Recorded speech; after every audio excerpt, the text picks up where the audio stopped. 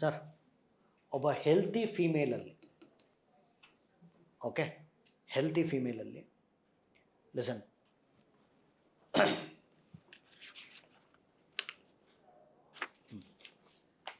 ಇದನ್ನು ಸ್ವಲ್ಪ ಟೆಕ್ನಿಕಲ್ ಆಗಿ ತಗೋಬೇಕು, ಭಾಳ ಇಂಪಾರ್ಟೆಂಟ್ ಟಾಪಿಕ್ಕು. ಬಿಕಾಸ್ ಕರ್ನಾಟಕದ ಮೇಲೆ ಪಾಲಿಸಿ ಮಾಡಿದೆ, ಕರ್ನಾಟಕದ ಋತುಸ್ರಾವ ರಜೆ ನೀತಿ 2026 ಎಲ್ಲ ಮಾತಾಡೋಣ. ಸೊ ಒಬ್ಬ ಹೆಲ್ತಿ ಫೀಮೇಲಲ್ಲಿ ಸರ್ 28 ದಿನಕ್ಕೆ ಒಂದು ಎಗ್ ರಿಲೀಸ್ ಆಗುತ್ತೆ. ಓಕೆ, ಸೊ 28 ಡೇಸ್ ಒಂದು ಎಗ್ ಸೈಕಲ್ ಹೆಲ್ತಿ ಫಿಮೇಲಲ್ಲಿ. So if I diagnose with PCOD PCOS ಮತ್ತು ಅದು ಬೇರೆ ಕತೆ. ಹೆಲ್ತಿ ಫಿಮೇಲ್ ಬಗ್ಗೆ ಮಾತಾಡ್ತಿದ್ದೀನಿ. 28 ದಿನದಲ್ಲಿ mid of the month egg release ಆಗುತ್ತೆ. This process is called as ovulation. ಆಯಿತಾ? ಒಂದು ಎಗ್ ರಿಲೀಸ್ ಆಗುತ್ತಲ್ಲ, ಅದು ಆ ಎಗ್ನ ಲೈಫ್ ಸ್ಪ್ಯಾನ್ ಬಂದು 24 hours, 24 ಗಂಟೆ ಎಗ್ ಬದುಕಿರುತ್ತೆ. ಆಯಿತಾ? ಮಿಡ್ ಆಫ್ ದ ಮಂತ್ ಅಂದರೆ ಈಗ ಓಕೆ, ಈಗ 1 to 28 ತೊಗೊಂಡ್ರೆ 14th ಡೇ ಅಂತ ಇಟ್ಕೊಳ್ಳಿ. ಸೊ ಎಗ್ ರಿಲೀಸ್ ಆಗುತ್ತೆ. So that process is called as ovulation. So 24 ಗಂಟೆ ಎಗ್ ಬದುಕಿರುತ್ತೆ. ಆ ಎಗ್ಗು ಸ್ಪರ್ಮ್ಗೋಸ್ಕರ ವೆಯ್ಟ್ ಮಾಡ್ತಾ ಇರುತ್ತೆ. 24 hours ವೆಯ್ಟ್ ಮಾಡುತ್ತೆ. ಸ್ಪರ್ಮ್ ಹೋಗಿ ಅಟ್ಯಾಚ್ ಆದರೆ ಎಗ್ಗು ಸ್ಪರ್ಮು ಸೇರ್ಕೊಂಡು ಫ್ಯೂಸ್ ಆಗುತ್ತೆ, ಝೈಗೋಟ್ ಆಗುತ್ತೆ, ಝೈಗೋಟ್ ಎಂಬ್ರಿಯೋ ಆಗುತ್ತೆ, ಎಂಬ್ರಿಯೋ ಫೀಟಸ್ ಆಗುತ್ತೆ. That's a different case. ಆಯಿತಾ? ಸ್ಪರ್ಮ್ ಬರಲಿಲ್ಲ ಅಂತ ಇಟ್ಕೊಳ್ಳಿ, 24 ಗಂಟೆ ಮೇಲೆ ಎಗ್ ಸತ್ತೋಗುತ್ತೆ. Egg dies. ಸತ್ತ ಮೇಲೆ ಎಗ್ ಡಿಸಿಂಟಿಗ್ರೇಟ್ ಆಗ್ತಾ ಬರುತ್ತೆ. ಡಿಸಿಂಟಿಗ್ರೇಟ್ ಆಗಿ 28ನೇ ದಿನ ಅದು ಹೊರಗಡೆ ಬರುತ್ತೆ. ಡಿಸಿಂಟಿಗ್ರೇಟಾಗಿ ಹೊರಗಡೆ ಬರುತ್ತೆ. This is called as menstruation. ಆಯಿತಾ? That is death of egg ಅಷ್ಟೇ, ಅದು ಏನಿದೆ ತುಂಬ. ಸೊ ಇದು ಮೆನ್ಸ್ಟುರೇಷನ್. ಆಯಿತಾ? ಸೊ ಮೆನ್ಸ್ಟುರೇಷನ್ ಪ್ರಾಸೆಸ್ಸಲ್ಲಿ ಹೆಣ್ಮಕ್ಳಲ್ಲಿ 2 ಸಿಂಪ್ಟಮ್ ಕಾಣಿಸ್ಕೊಳ್ಳುತ್ತೆ. ಒಂದು ಡಿಸ್ಮೆನೋರಿಯಾ ಅಂತ. ಡಿಸ್ಮೆನೋರಿಯಾ ಅಂದರೆ ಆ ಎಗ್ ರಿಲೀಸ್ ಆಗುತ್ತೆ, ಎಗ್ ಹೊರಗಡೆ ಬರುತ್ತಲ್ಲ, ಅದೊಂದು 3 to 5 ಡೇಸು ಪೇಯ್ನ್ಫುಲ್ ಕ್ರ್ಯಾಂಪ್ಸ್ ಇರುತ್ತೆ, ಬಾಡಿ ಎಕ್ಸ್ ಇರುತ್ತೆ, ಪೇಯ್ನ್ಫುಲ್ ಕ್ರ್ಯಾಂಪ್ಸ್ ಇರುತ್ತೆ. ಈ ಸಿಂಪ್ಟಮ್ಸನ್ನು ಡಿಸ್ಮೆನೋರಿಯಾ ಅಂತ ಕರೀತೀವಿ. ಇನ್ನೊಂದು, ಕೆಲವರು ಹೆಣ್ಮಕ್ಳಲ್ಲಿ ಇನ್ನೊಂದು ಸಿಂಪ್ಟಮ್ ಕಾಣಿಸ್ಕೊಳ್ಳುತ್ತೆ. ಇದನ್ನು ಎಂಡೋಮೆಟ್ರಿಯೋಸಿಸ್ ಅಂತ ಕರಿತೀವಿ.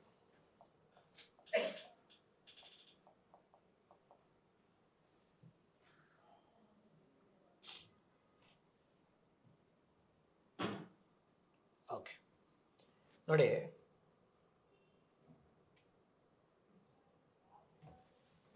ಓಕೆ, ಸೊ ಯೂಶ್ವಲಿ ನಿಮಗೆ ಫಾಲಿಕ್ಯುಲರ್ ಲೈನಿಂಗ್, ಈ ಲೈನಿಂಗ್ ಇದೆ, ಅದು ಒಳಗಿರಬೇಕು, ಯುಟೆರಸ್ ಒಳಗಿರಬೇಕು ಲೈನಿಂಗು.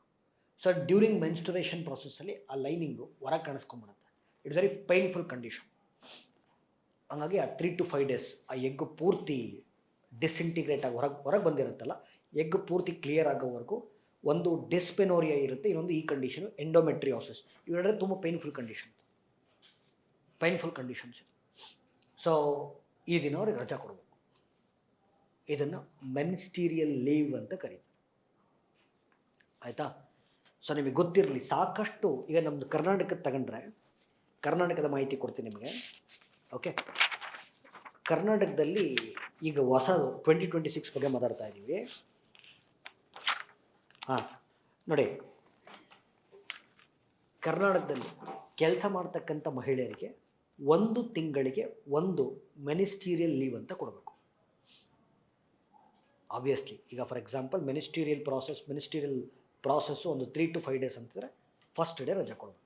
ವರ್ಷಕ್ಕೆ 12 ರಜೆ ಇರುತ್ತೆ. ಹಾಗಾದರೆ ಕರ್ನಾಟಕದಲ್ಲಿ ಕೆಲಸ ಮಾಡುವಂಥ ಹೆಣ್ಣು ಮಕ್ಕಳಿಗೆ ಋತುಸ್ರಾವ ರಜೆಯ ಕುರಿತಂತೆ ಕರ್ನಾಟಕ ಸರ್ಕಾರಕ್ಕೆ ಶಿಫಾರಸು ಕೊಡಲು ರಚಿಸಲಾಗಿರುವ ಸಮಿತಿ ಯಾವುದು? Doctor Sapna committee. ಕೇಳ್ತಾರೆ. ಸೊ ಡಾಕ್ಟರ್ ಸಪ್ನಾ ಸಮಿತಿ ಯಾವುದಕ್ಕೆ ಸಂಬಂಧಿಸಿದೆ? Ministerial leave policy of Karnataka recommend ಮಾಡಿದ್ದೆ ಡಾಕ್ಟರ್ ಸಪ್ನಾ ಸಮಿತಿ. ಸೊ ವರ್ಷಕ್ಕೆ 12 ರಜೆ ಕೊಡ್ತಾರೆ. ಆಯಿತಾ? ಬಟ್ ಈ ಈ ಈ ಥರದ್ದು ಬರೀ ಕರ್ನಾಟಕ ಕೊಟ್ಟಿರೋದಲ್ಲ, ಆಂಧ್ರ ಪ್ರದೇಶ ಕೊಟ್ಟಿದೆ, ಒಡಿಶಾ ಕೊಟ್ಟಿದೆ, ಬಿಹಾರ್ ಕೊಟ್ಟಿದೆ. ಓಕೆ, ಮೆನಿಸ್ಟೀರಿಯಲ್ ಲೀವ್ಸನ್ನು ಒಂದೊಂದೇ ರಾಜ್ಯಗಳು ಕೊಡ್ತಾ ಇದ್ದಾವೆ. ಸುಪ್ರೀಂ ಕೋರ್ಟ್ ಹೇಳ್ತಾ ಇದೆ ಇದು ಕೊಡೋದು ಬೇಡ ಅಂತ. ಸುಪ್ರೀಂ ಕೋರ್ಟ್ ಕೊಟ್ಟಂಥ ಸ್ಟೇಟ್ಮೆಂಟ್.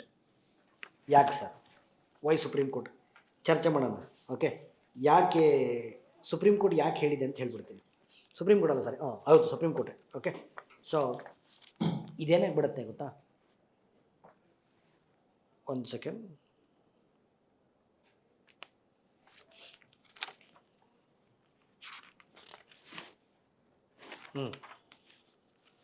ಇನ್ನೊಂದು ಪಾಯಿಂಟ್ ಇತ್ತು. ಒಡಿಶಾ ಕೊಟ್ಟಿದೆ, ಕರ್ನಾಟಕ ಕೊಟ್ಟಿದೆ, ಕೇರಳ ಕೊಟ್ಟಿದೆ.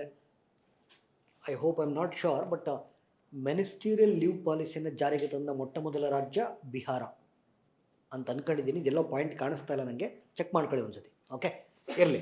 ಸೊ ಸುಪ್ರೀಂ ಕೋರ್ಟ್ ಯಾಕೆ ಬೇಡ ಅಂತ, ಮೆನಿಸ್ಟೀರಿಯಲ್ ಲೀವನ್ನು ಯಾಕೆ ಕೊಡಬಾರ್ದು ಅಂತ ಹೇಳಿದೆ. ಅವ್ರು ಹೇಳ್ತಾ ಇದ್ದಾರೆ ವರ್ಕ್ ಪ್ಲೇಸಲ್ಲಿ ಓಕೆ ನೀವು ಅವ್ರಿಗೆ ಮೆನಿಸ್ಟೀರಿಯಲ್ ಲೀವ್ ಕೊಟ್ಟರೆ ಅದೊಂಥರ ತಾರತಮ್ಯ ಮಾಡ್ದಂಗೆ ಆಗುತ್ತೆ. ಅರೆ ಗಂಡು ಮಕ್ಳ ಕೈಲಿ ಮಾತ್ರ ಕೆಲಸ ಮಾಡೋಕ್ಕಾಗತ್ತೆ, ಹೆಣ್ಮಕ್ಳ ಕೈಲಿ ಕೆಲಸ ಮಾಡೋಕ್ಕಾಗಲ್ಲ, ಇವ್ರಿಗೆ ಕೆಲಸ ಮಾಡೋಕ್ಕಾಗಲ್ಲ ಅನ್ನೋ ಸೈಕಲಾಜಿಕಲ್ ಬ್ಯಾರಿಯರ್ ಬಿಲ್ಡ್ ಮಾಡಿಬಿಡುತ್ತೆ. ನಾವು ಗಂಡು ಮಕ್ಳಿಗೆ ಹೆಣ್ಮಕ್ಳನ್ನ ಈಕ್ವಲ್ ಆಗಿ ನೋಡಬೇಕು. ಇವ್ರಿಗೆ ಒಂದಿನ ರಜಾ ಕೊಟ್ಬಿಟ್ರೆ ಅವ್ರ ಕೈಲಿ ಏನು ಕೆಲಸ ಮಾಡೋಕ್ಕಾಗಲ್ಲ ಅನ್ನೋ ಒಂದು ಸೈಕಲಾಜಿಕಲ್ ಇಂಪ್ಯಾಕ್ಟ್ ಕ್ರಿಯೇಟ್ ಮಾಡ್ಬೋದು.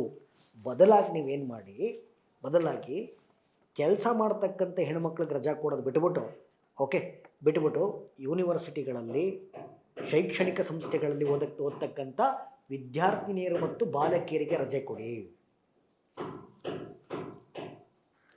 ಓಕೆ, ಸೊ ಅಂತ ಸುಪ್ರೀಂ ಕೋರ್ಟ್ ಸಜೆಷನ್ ಕೊಟ್ಟಿದೆ ಅಷ್ಟೆ.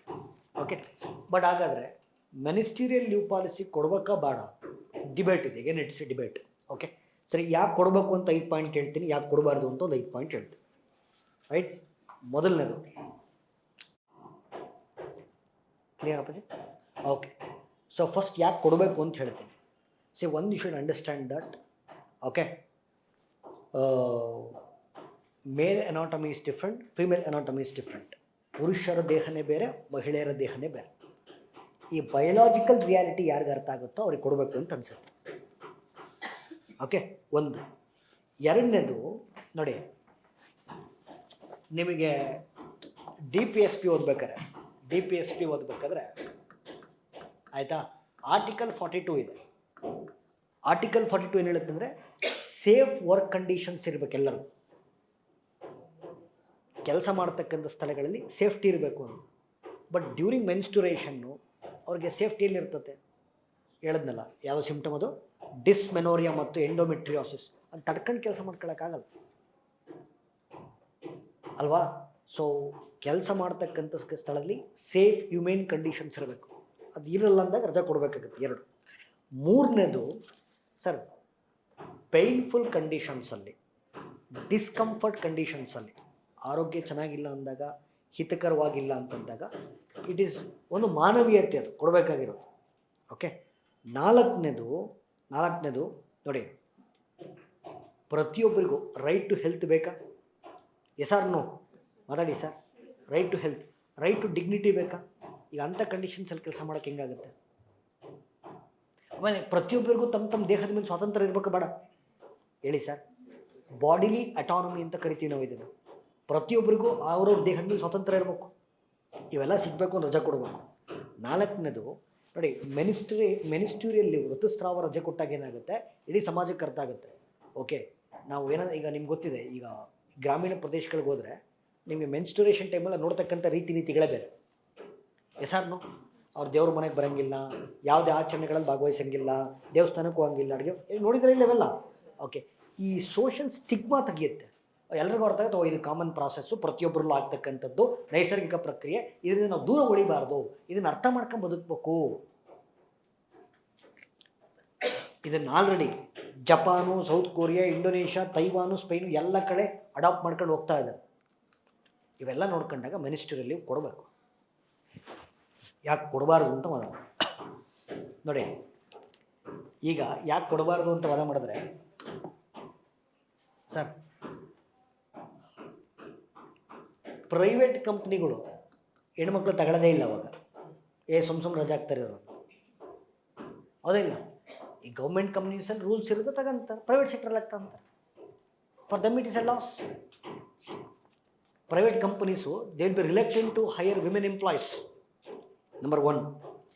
ಎರಡನೇದು ನೋಡಿ, ದೇಶದ 88% ಎಂಪ್ಲಾಯ್ಮೆಂಟ್ ಕ್ರಿಯೇಟ್ ಆಗೋದೆ ಪ್ರೈವೇಟ್ ಸೆಕ್ಟ್ರಲ್ಲಿ. 88% ಕ್ರಿಯೇಟ್ ಆಗೋದೆ ಪ್ರೈವೇಟ್ ಸೆಕ್ಟ್ರಲ್ಲಿ. ಈ ಥರ ರೂಲ್ಸ್ ಮಾಡಿದ್ರೆ ಹೆಣ್ಮಕ್ಳನ್ನ ಕರ್ಕೊಳ್ಳಲ್ಲ, ಆಯಿತಾ? 4ನೇದು, ಫಸ್ಟು ಈಗ ಸರ್ಕಾರದ ಕಚೇರಿಗಳು ರಜೆ ಕೊಡ್ತಾ ಇದ್ದಾರೆ. ಭಾರತದ ಪ್ರತಿಯೊಂದು ಕಂಪನಿಗಳಲ್ಲೂ ಮಿನಿಸ್ಟ್ರಿಯಲ್ ಲೀವ್ ಕೊಡಬೇಕು ಅಂತ ರೂಲ್ಸ್ ತರಬೇಕು, ಆಮೇಲೆ ಇದು ಮಾತಾಡಬೇಕು. ಬಟ್ ಪ್ರೈವೇಟ್ ಕಂಪ್ನಿಗೆ ಯಾವುದೂ ರೂಲ್ಸ್ ಇಲ್ಲ. ನೋಡಿ ಕರೆಕ್ಟು. ಸೊ ಋತುಸ್ರಾವ ರಜೆ ನೀತಿಯನ್ನು ಘೋಷಿಸಿದ ಮೊಟ್ಟ ಮೊದಲ ರಾಜ್ಯ ಬಿಹಾರ. ಆಮೇಲೆ ಈಗ ಪ್ರೈವೇಟ್ ಕಂಪ್ನಿನಲ್ಲಿ ಈ ಝೊಮ್ಯಾಟೊ, ಸ್ವಿಗ್ಗಿ ಎಲ್ಲ ಇದೆಯಲ್ಲ, ಅದರಲ್ಲಿ ಕೊಡ್ತಾ ಇದ್ದಾರೆ ಈಗ ಮಿನಿಸ್ಟ್ರಿಯಲ್ ಲೀವ್ ಅಂತ ಕೊಡ್ತಾರೆ. ಬಟ್ ಆ ಥರ ಕಂಪನಿಗಳು ಎಷ್ಟಿದಾವೆ ಇವೆಲ್ಲ ನೋಡ್ಕೊಂಡಾಗ it's quite challenging to make menstrual leave universal. ಋತುಸ್ರಾವ ರಜೆ ರೀತಿಯನ್ನು ಸಾರ್ವತ್ರಿಕವಾಗಿ ಜಾರಿಗೆ ತರೋದು ಚಾಲೆಂಜಿಂಗ್ ಇದೆ, ಬಟ್ ಕೊಡಬೇಕು. ಕ್ಲಿಯರಾ? Yes or no? ಓಕೆ.